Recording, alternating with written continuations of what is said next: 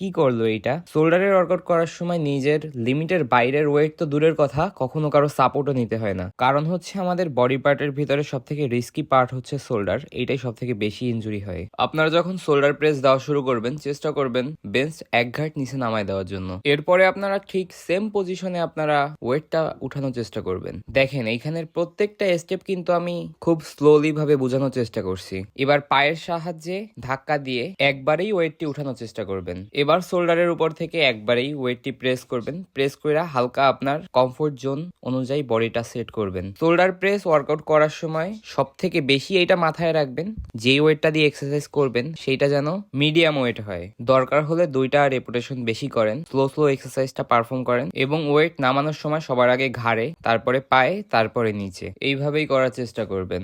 দেখেন অনেক heavy weight lift করে কোনো লাভ নাই। একবার যদি ইনজুরিতে পড়েন, লাইফে আর কোনোদিন জিমের ধারে কাছেও যেতে পারবেন না, কারণ জিমের ইনজুরি খুবই মারাত্মক হয়। এদিক ওদিক আউলফাল ভিডিও না দেখা যদি জিম করে থাকেন, তাহলে এই ভিডিওটা একটু কয়েকবার দেখার চেষ্টা করেন, তাহলে পুরোটা বুঝতে পারবেন।